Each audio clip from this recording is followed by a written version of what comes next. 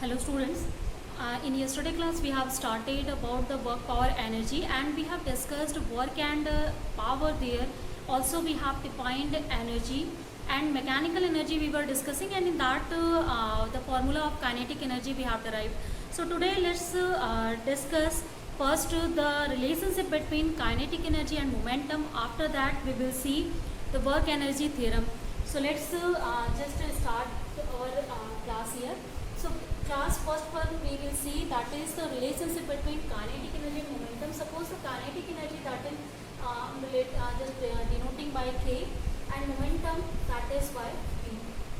So how can we relate it? So as you know, kinetic energy is equal to half mv square. Now we can just multiply and divide by m here. And whenever we will multiply above, then this will be m square, this will be upon m now. And we can write 1 upon 2m, and we know T is equal to, momentum is equal to m into v, mass into the velocity of particle. So in place of m square v square, we can write now T square.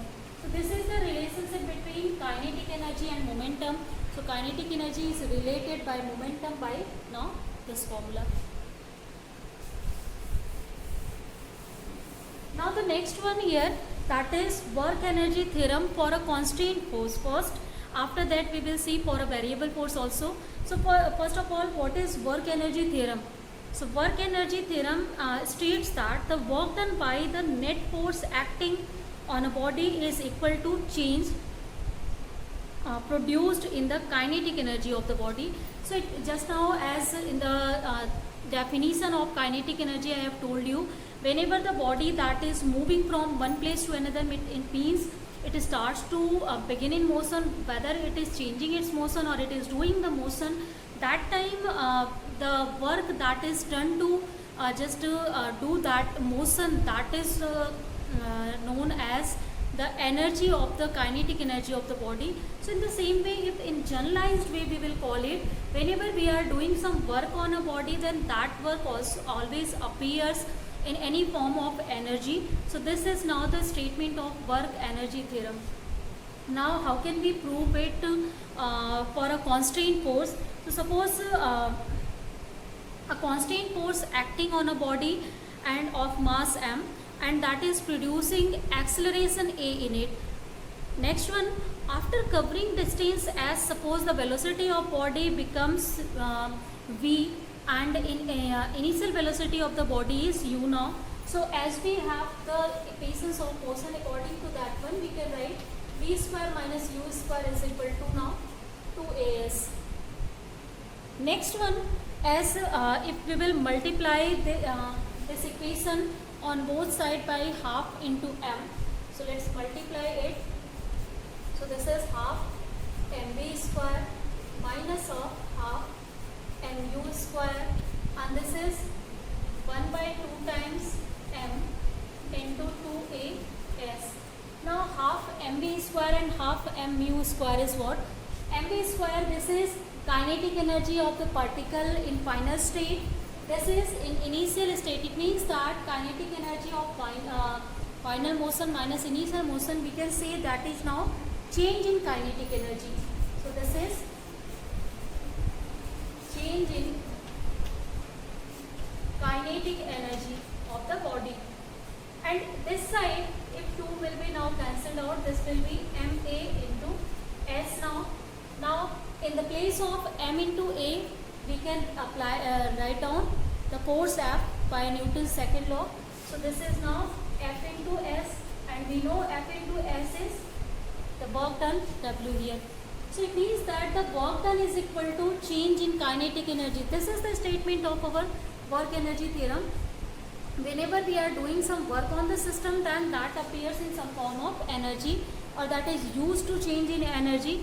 So always it means that if we have to change the energy of the body in any other form, then we have to do some work on it. Without doing any work, we cannot change energy into another form. Means it will be always in equilibrium state. Whatever state it has, it will maintain whenever we are applying, or up to we are applying some of the work on that. Now let's see the work energy theorem for variable force. So suppose a variable force vector F acts on the body of mass m and produces displacement vector ds in its own direction, means theta is equal to 0 here. So small work done to displace the body, that will be F dot ds.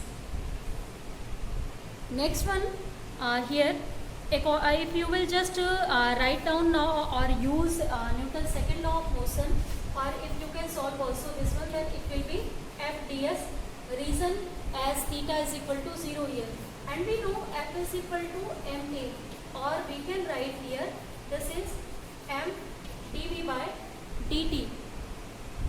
So now we can just calculate the whole work done on the body. If we have to just change its velocity from u to v, then what will be the net work done? So we can just integrate it, this dw from u to v. So this is u, this is v. Now in the place of f, you can write this value. This is m dv by dt into now here ds, and we know ds by dt is equal to v. So in the place of ds by dt, we can write now v. So let me just rub it first. Now w is equal to u to v m into v dv by dt, as ds by dt is v now. Now as m can be taken as outside, this is constant. So this is u to v, v dv, and also we can take dt. We have dt is separate from here because ds by dt is equal to dv here. Now we can integrate it with respect to v. So if we will integrate v, then it will be u to v square by 2. This integration is, now this is u to v, limits of this integration is, and now we will put the limit here, and after putting limit we will obtain m v square by 2 minus u square by 2, and if we will solve it, then this is half of m v square by 2 minus half of m u square by 2, and this is just like the same that we have derived for the constant force. Means now again to change in kinetic energy we need to do some work. So this is the work energy theorem, and it's proved by variable force, and first one by the constant force. So students, I think according to this one, the kinetic energy and its derivation, work energy theorem regarding to kinetic energy, this is all now clear. Now let's start to discuss the next type of energy, that is potential energy. So let's see what is now potential energy.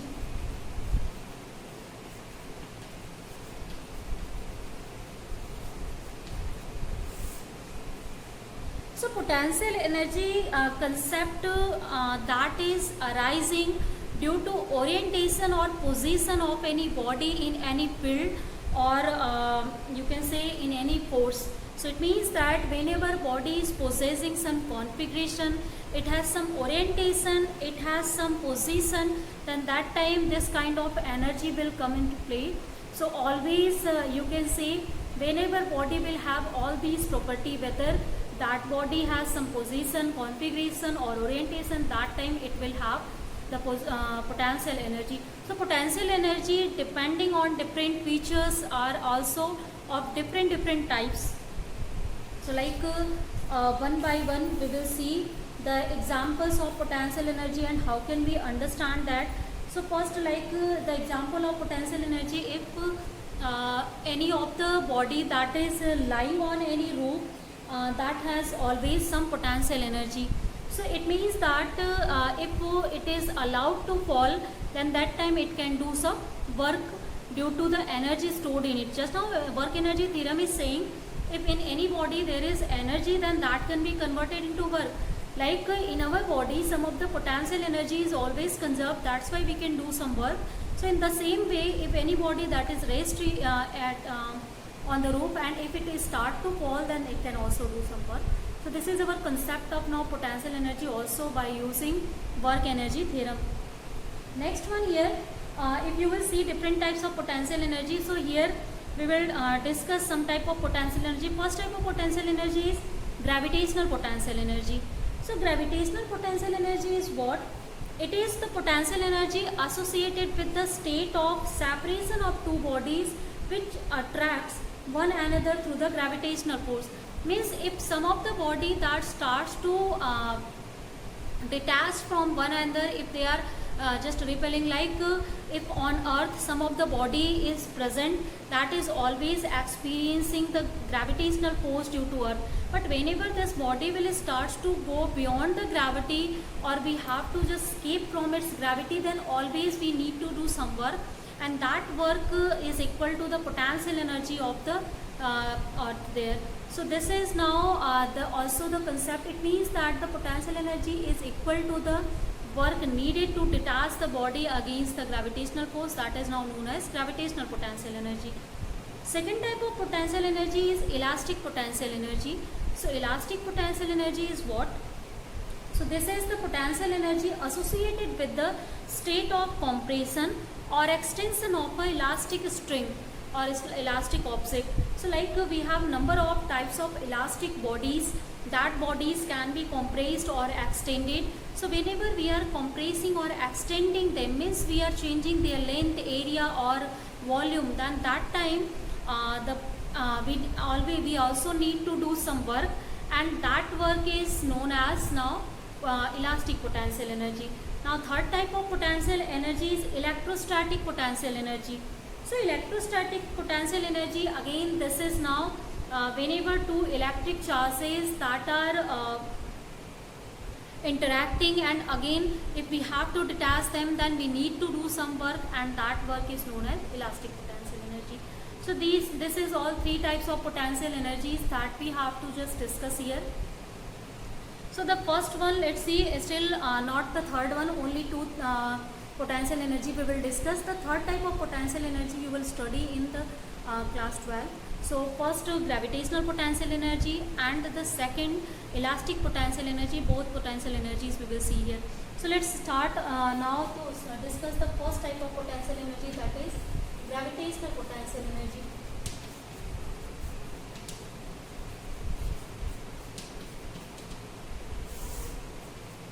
Now just now I have defined what is now gravitational potential energy, the work needed to detach two of the masses, that means against their attraction power, that is known as gravitational potential energy. So like how can we just formulate the expression for this one? So for the expression for calculate the gravitational potential energy, consider a body of mass m that is lying on the surface of the earth. So if any of the body, suppose this is now surface of earth, this body has mass m that is lying on this surface. Now obviously its weight will act in downward direction due to gravity here. Now the next one here, if suppose z is the acceleration due to gravity at that place. So here if we will start to just raise this body up to some height h, means this body is now suppose raised to this height h from the surface of the earth now. So to raise it from here to here against gravity, we need to some work, and that work is known as gravitational potential energy. So how can we calculate it? First, as the force that is needed to raise it, that force should be equal to the weight of the body, because we are doing the work against the gravity, and this is now the force that is acting in support the gravity. So it means we need to apply some force against it. So F is equal to here, that is equal to now mg. The next one here, as you know, if there is a force that is working on the body and that is creating some displacement, it means we are doing some work on it. So the work done here, that can be written as F into h, because force and the displacement both are in upward direction, both are in same direction, so theta will be 0. So F dot h cos theta or F dot h, we will have Fh cos theta. So cos theta will be 1 here. So we will have Fs. Now F has value mg, and we have just raised it by some amount h. So this is the work done to raise the body up to the height h, and this is now the work this is known as gravitational potential energy. So gravitational potential energy has value equal to mgs now.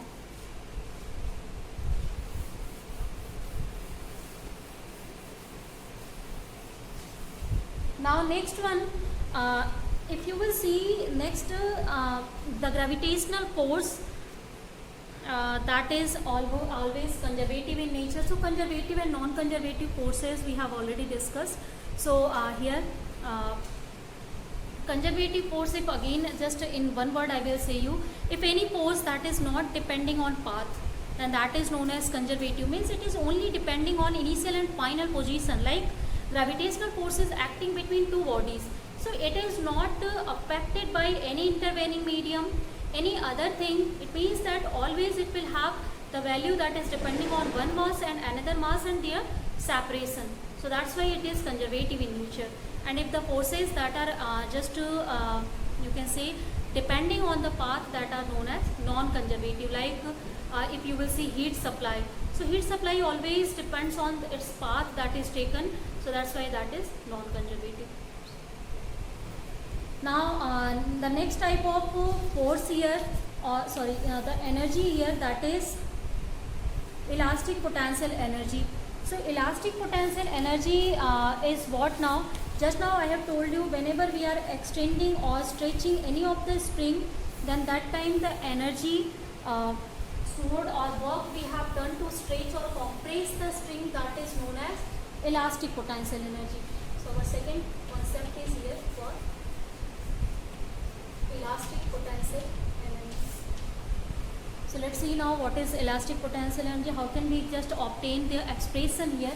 So to obtain the expression, suppose this is now the fixed rigid end, and from here we have attached a spring here, and on its second end we have attached a mass m.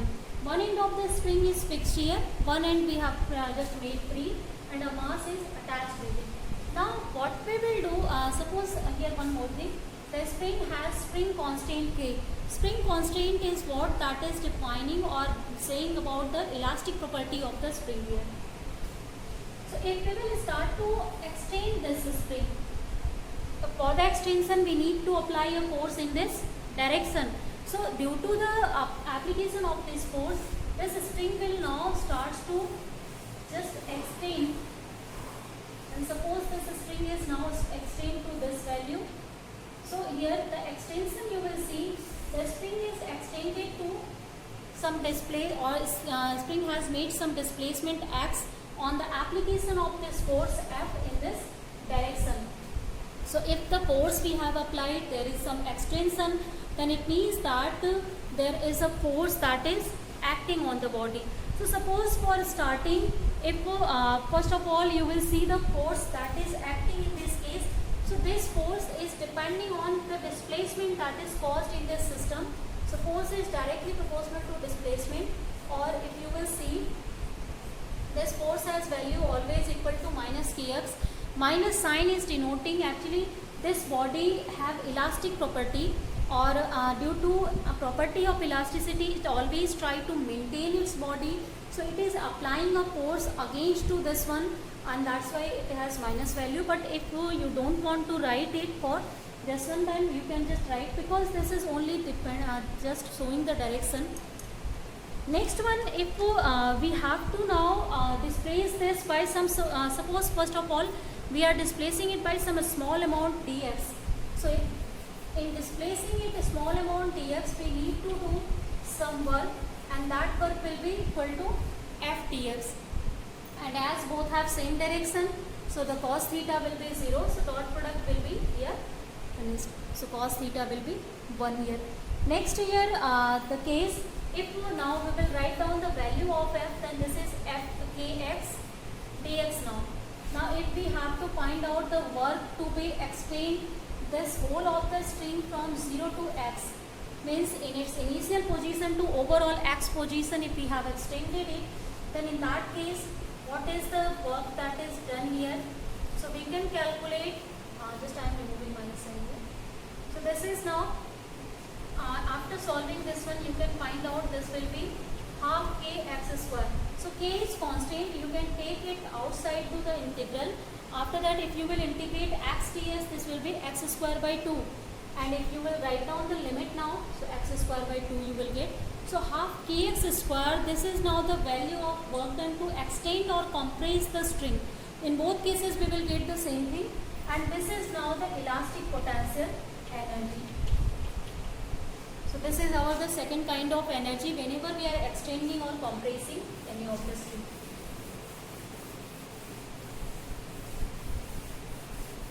Now after this the two expressions here, if the next one thing we will see, that is conservation of energy. So conservation of energies are what? As you know, the law of conservation of energy, according to that one, the energy of the universe, that is always conserved, but it is applicable to all kind of energy. Means energy is interconvertible into one another.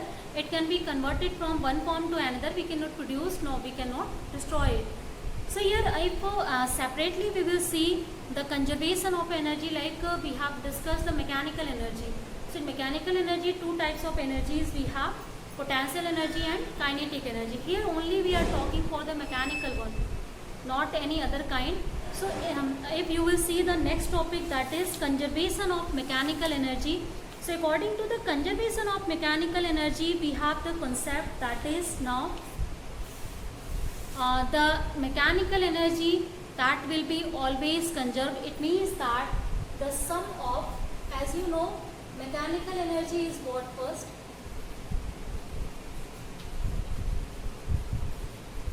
It is kinetic energy and potential energy.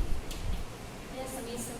So it means that if we will add kinetic energy and potential energy, then the total energy produced due to these both kind of energies, that is known as mechanical energy. So it means if we are talking for the conservation of mechanical energy, then it doesn't mean individual kinetic or potential energy should be conserved. They may be conserved or may not. So that is not necessary, but their sum, that is always conserved. So whenever we are saying that mechanical energy is conserved in the system, so it means that whenever the kinetic energy will be lower, then that time potential energy will be higher, and if potential energy is being lower, then kinetic energy will be higher.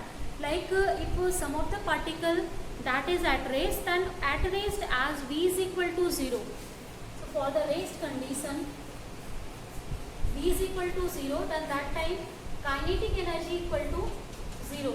And as if kinetic energy is equal to 0, then whole mechanical energy should be equal to potential energy. It means that in body, that time the mechanical energy produced or mechanical energy stored, that is in form of only potential energy.